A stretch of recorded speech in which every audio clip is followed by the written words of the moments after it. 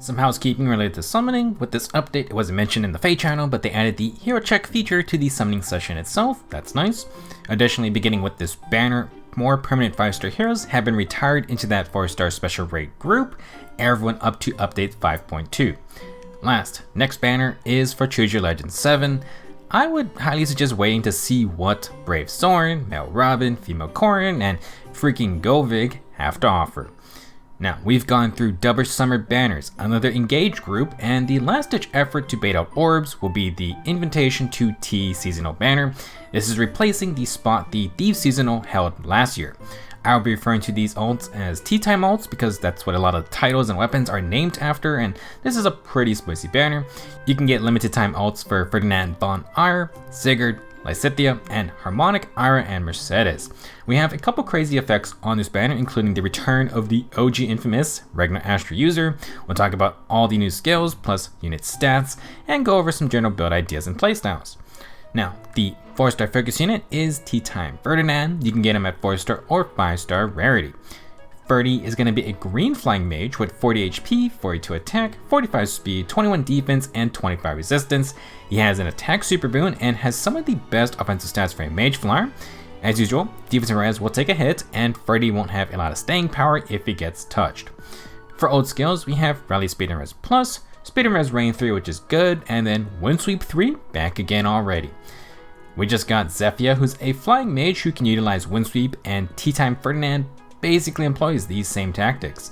Teatime Set Plus is an inheritable green tome, and it's probably the best inheritable option for offensive usage. It has 12 might, grants Kanto 1, and if unit initiates or is within 2 spaces of an ally, grants plus 5 attack and speed, and if you outspeed, you get offensive follow-up, aka you neutralize effects that prevent your follow-up attacks. If you just want to double with a faster mage, Teatime Set Plus is the go-to green tome now.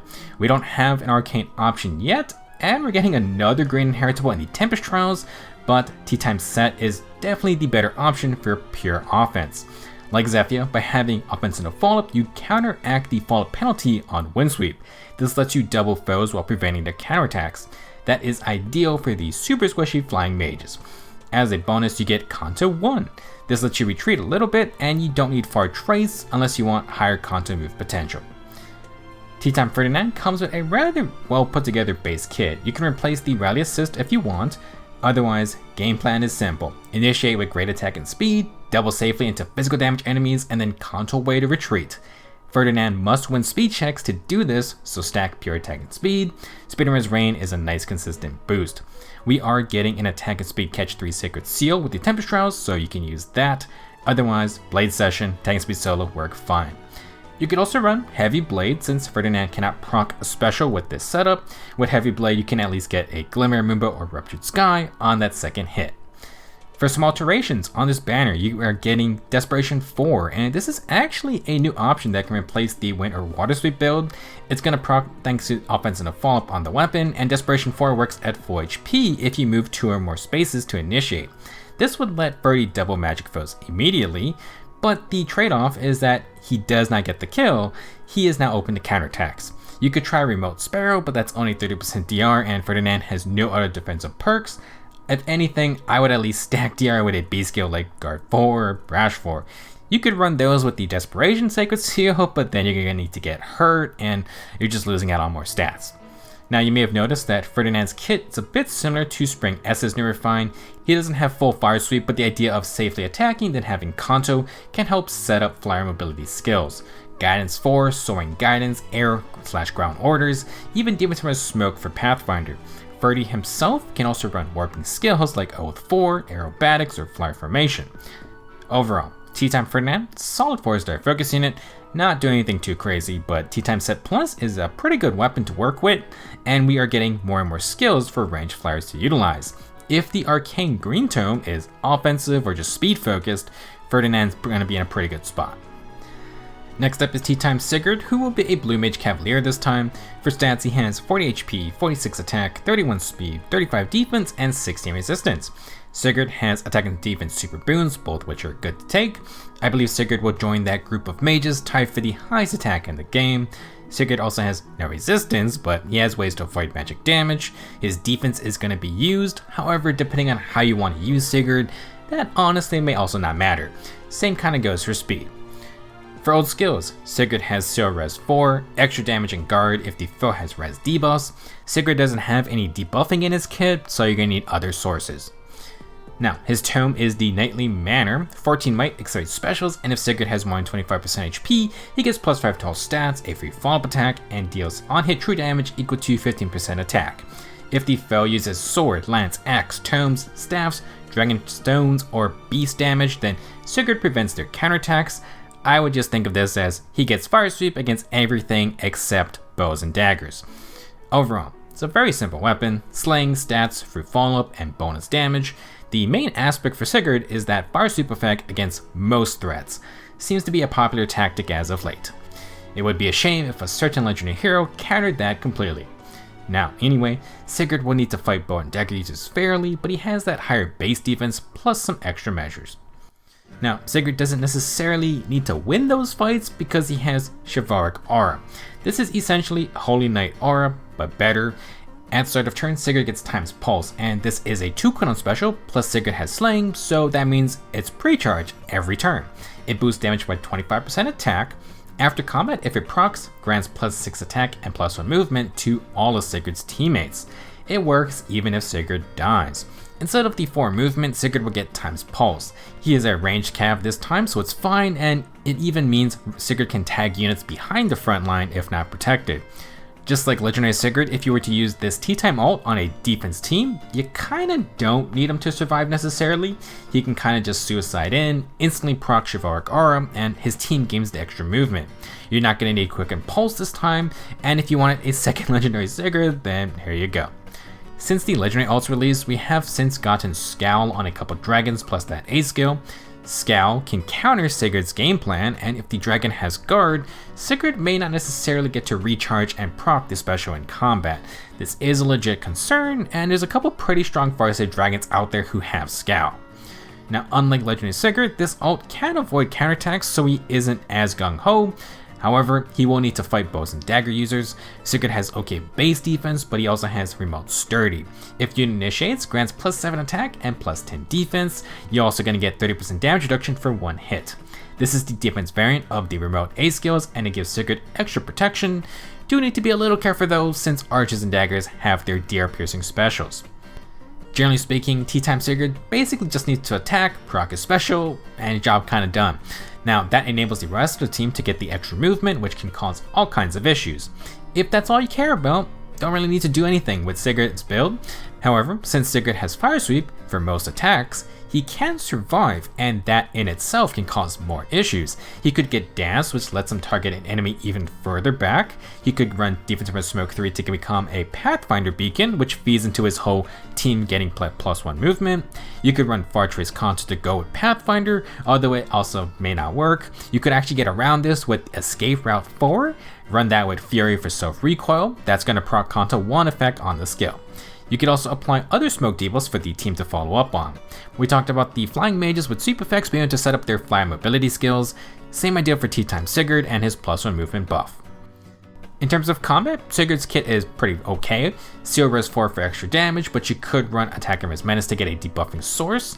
It's not going to cover Sigurd's 5 attack range though. Now for Remote Sturdy, it can be run with another attack and defense Sacred Seal to maybe survive more bows and daggers. Sigurd isn't the fastest and doesn't block follow-ups, so that might be an issue. If you can get guard from CO Res 4, that would be best to avoid something like lethality. Sigurd isn't the best for enemy phase, but you could run catch instead of Remote Sturdy if you rather have stats on either phase. Additionally, since he has protection for most weapon types, you could also just build more attack and speed, higher chance to punch through follow-up now effects on slightly faster tanks. Overall, we basically just got Legendary Sigurd, but mage version. He can be a little more annoying due to Fire Sweep, and that could also make him easier to use in the player's hands when you generally don't want any deaths on your team. If you're worried about Scout Dragons with Guard, Sigurd might be able to get his special by using Heavy Blade. He is going to need to get that follow-up attack though. Next up we have Teatime Lysithea, and this is where things start to get a little crazy. Lysithea, fueled by Sugar Rush, will be a colorless flying mage. She has 38 HP, 46 attack, 46 speed, 20 defense, and 22 resistance, speed and res super boons.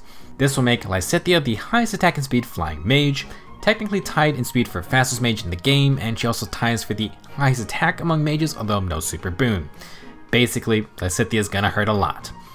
For old skills, we got Glimmer and attack speed Oath 4, more stats, and warping. Lysithea's Baked Treats Tome has 14 bite, Conto 1, and accelerated specials. At start of turn, she inflicts -6 speed and res debuffs and sabotage on nearest enemies within 5 spaces, and this will then spread out to foes within 2 spaces of that initial target. If Lysithea initiates or is within 2 spaces of an ally, she then gets +6 attack and speed, offense in a follow-up, and neutralizes enemy speed and res field boss. Basically, this is what Zephyr would look like as a 5-star limited time seasonal. Lysithea has team supporting debuffs, and sabotage means enemies get their debuffs doubled basically. It's kinda just like full penalty doubler, except it also takes debuffs from nearby teammates. Since Big Treat's debuffs spread out, there's not really an escape. Assuming sabotage hits, the enemy loses -12 speed and res. Lysithea gets +6 attack and speed, and she'll cancel out their speed and res field buffs. With offense and a follow-up, she can double by outspeeding, and she can get proc Glimmer in 2 hits thanks to slaying. Lysithea then gets that Conto 1 to run away. Now, Big Treats isn't that insane, but Lysithea will receive her own unique A skill. You could theorize this is kind to make up for Brave Lysithea not getting a unique passive, since the second place CWL winners only got unique passives the following year.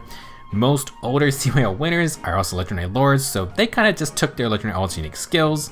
For example, Summer Claude got Fallen Star. I think Camilla's now the only one without a second unique skill, but if Legendary Hinaka can happen, it's only a matter of time. Now, Teatime Lysithea is going to get Mastermind, which is the name of her personal skill in 3 houses. It's the main reason she rose to fame because it lets her gain extra skill experience, which lets her gain enough levels to learn Dark Spikes, just in time to body the Death Knight. In Fae, Mastermind would deal 1 damage to Lysithea every turn. If she initiates or is near allies, she gains +9 attack and speed and deals true damage equal to X + Y. So far, simple skill, it's literally just stats and true damage. However, we need to add together 2 variables now. X is equal to 80% of the highest total bonuses on Lysithea or allies within 2 spaces. Y is equal to 80% of the highest total penalties on target or foes within 2 spaces. This won't apply to AoE specials, which is probably for the best. The easiest way to think about this is that Mastermind's true damage is 80% treachery plus 80% dominance. It's actually better than those effects because it pulls field buffs from Lysithea or her teammates, and same for debuffs on the foe. This means if Lysithea's field buffs were neutralized, Mastermind can take buffs from the team and it can still activate.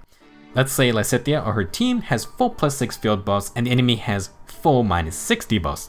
That will be 24 total buffs plus 24 total penalties, which is 48. 80% of 48 is 38 true damage.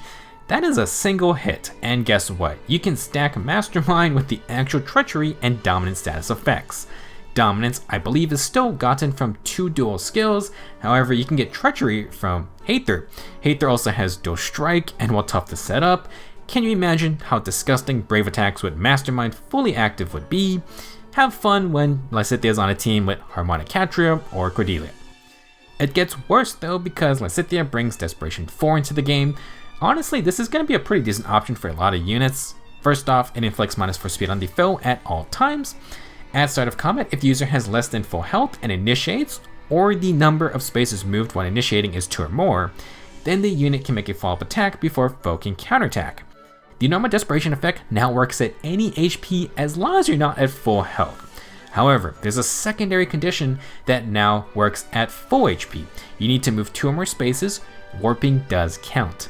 That portion makes Desperation 4 quite intriguing. Like with Ferdinand, Lysithea's Tome has offense and no follow-up, meaning as long as she outspeeds, she can proc Desperation. Unlike Ferdy though, Mastermind hits Lysithea with that 1 recoil damage, so she doesn't need to move 2 spaces. That's pretty good for close quarters. If you have the seasonal Bernadettas, any unit can do the same thing. Speaking of which, Desperation has no inheritance restrictions. This makes it a potential B-skill option for squishy units instead of using Wind or Water Sweep. Ideally you want offense and a follow-up though, but it can also replace something like Dive Bomb for flyers. Ranged flyers can't even use Dive Bomb, so yeah. By the way, free Dive Bomb from this month's Ephemera, maybe that's not a coincidence. For playstyle builds, Teatime Lysithea is scary, but does need outside help to truly power Mastermind. She will do a decent job by herself though. At start of turn, Lysithea gets plus 6 attack and speed from Oath 4. Big Treats inflicts minus 6 speed and res and sabotage. This comes out to 24 total bonuses and penalties, and 80% of that is 19 true damage. Lysithea takes 1 damage, which means Desperation 4 is active. She gets plus 15 attack and speed from her weapon and Mastermind. Desperation 4 inflicts minus 4 speed. Oath 4 can give another plus 3. Sabotage then inflicts another minus 6 speed and res in combat. Assuming she outspeeds, that's 2 hits in a row. Glimmer procs on the second attack. Lysithea also has Warping and Kanto 1. Very solid base kit. Decent support for the team too. The only real changes I would make would maybe be different specials like Luna or Moonbow. You could run Heavy Blade. Technically, you could also use Wind or Water Sweep if you're afraid of counterattacks. Desperation just works against both damage types. If you want to get Field Buffs and Warping from elsewhere, Harmonic Ayra or Cordelia, cough cough, then maybe you can swap to a Rain debuff or Attack and Defense Menace to fill in the missing debuffs from Big Treats. Panic Smoke 4, also a fun idea, but it doesn't work till after combat. Now, Panic in general is good because it counts toward Dominance true damage. Essentially, you definitely want to fully buff Lysithea and her team, and you want to try to fully debuff the enemy as well. This will get her the full Mastermind true damage. Now, just an extremely scary unit. However, Legendary Seliph can completely handle her. Lysithea also has no Deer Piercing herself, and defensive specials might be an issue. Vantage also works if you can get it going. One thing to take note of, Lysithea is susceptible to team-wide panic that will counter treachery. Dominance can be avoided by debuff neutralization, but Mastermind takes from nearby foes, so it's not a clear-cut counter. Lysithea is still a really powerful threat though. You definitely just can't bring any basic tank out to greet her. Last up for today is Harmonic Ayra and Mercedes. Ayra returns after almost 6 years, and she's still a sword unit, but this time on a horse. For stats, 40 HP, 44 attack, 46 speed, 32 defense, and 17 resistance. She's gonna have a nice attack super boon. Not breaking any records, but still incredible offensive stats. Ayra has some defense but sacrifices res. Honestly, Ayra has 0 other defensive perks though, so not sure how much 17 res even matters anyway. For old skills, she comes with Attack and Speed Clash 4, which is great, and then Ayra has Red Feud 3. As we will discuss, it kind of feels like she has this practically just to specifically challenge other sword masters to a 1v1 out there. Now, Ayra's weapon is the Teatime's Edge, enables a new Kanto distance +1. Ayra has Exert specials, and if she has more than 25% HP, she's going to get extra attack and speed, deal true damage on hit equal to 20% speed, and gets no guard. The attack and speed bonus will be equal to 25% of the foe's attack at start of combat, -2. This has a minimum of +6 attack and speed, but can go up to a max of +16 attack and speed. An enemy is going to need 72 flat attack to reach that maximum. If they have a, say, 60 flat attack, that's still a pretty high +13 attack and speed. Combat-wise, it's a really basic weapon, slaying, lots of attack and speed stats, true damage, and no guard. For that new Kanto effect, this one is kind of stupid. The Kanto movement is equal to the number of spaces you moved, +1, max of 4 spaces. If Ayra moved 3 spaces, she gets Kanto 4. Last year we had those Warp Kantos, and Nina's Kanto let her attack, then return to the original space she was at. Ayra's Kanto's similar, arguably even better. She can hit and run while returning to her original space, but she gets an extra movement on top. As for Supreme Astra, I was expecting worse, to be honest. The upgraded Regno Astra is still 2 cooldown and boosts damage by 40% speed. It now comes with Time's Pulse, which means pre-charge Supreme Astras every turn thanks to Slaying. The reason Supreme Astra's cooldown did not reset is that after it triggers, it literally just recharges with -1 cooldown. Unless you get rid of Ayra's Slaying weapon, it's going to be ready to go again. It's not 0 cooldown, but this is a new cooldown mechanic, and I guess we'll see if other units get this type of effect later. Do take note, Supreme Astra can only recharge itself 1 time per turn. If you were to dance Ayra, she can't get double procs in 2 consecutive hits for a second battle in that turn. Now, to be able to proc Supreme Astra twice in a row, Ayra has Flow Desperation. It has the same restrictions as the Flow B skills, but you only need Desperation 3 to inherit it, which makes it really easy to grab. This skill inflicts -4 speed and defense on the foe. If unit initiates, grants offense in a follow-up, then just like Desperation 4, if you move 2 spaces while initiating, then you can make a follow-up attack before the foe can counter. while at 4 HP. It also has the original Desperation 3, 75% HP threshold if you can't move 2 spaces. I mentioned earlier that Desperation 4 could possibly be a better dive bomb for flyers. Well, actually, Flow Desperation is even better than that. That's assuming you move those 2 spaces. However, Beast and Dragons cannot run flow skills, so for guys like Tabarn, well, they have to stick with Desperation 4. Now, for the human melee cows and flyers, this is a strict upgrade unless you rather play around the less than full health condition but stay above 75% HP. I think the best users of Flow Desperation will be speedy brave attackers like these Summer Shezes. You will lose out on something like low speed and defense, which may help against faster enemies, but anything that does not get outsped now has to eat quad attacks uninterrupted from a full health enemy, potentially. In general, this does seem like a great beast skill if you are committing to player phase initiations for faster units. Technically slower units can run this skill, but if you lose your follow-up attack, then the skill is entirely useless. Before we forget, Ayra and Mercedes has a Harmonic skill. It grants +6 attack and speed field boss, Resonance Blades, and grants +1 movement to Ayra and units from the same titles. It also neutralizes all penalties. This will work on units from Genealogy of the Holy War and 3 houses. I don't see anything saying it doesn't work on Ranged Cavaliers, so if you still want your 4 movement Teatime Sigurd before he procs a special, well, here you go. For combat, this is basically another +10 attack and speed and penalty cleanse to set up your initiations. Ayra can get 4 movement and then Kanto 4 spaces away. It's just absurd. Harmonic Ayra and Mercedes have a very simple game plan. Pre-charge Supreme Astra, initiate while moving at least 2 spaces to proc Flow Desperation. Ayra's first hit's a special, it will recharge itself immediately, so the Desperation hit is also a special. Ayra gets a lot of attack and speed, and with 20% speed as true damage on her weapon, adding that to 2 Supreme Astra procs basically gets us 120% speed as extra damage. Assuming Ayra gets the kill, she can then Kanto weight equal to the number of spaces she moved, +1. You can use the Harmonic skill for extra damage, for movement, and to cleanse penalties.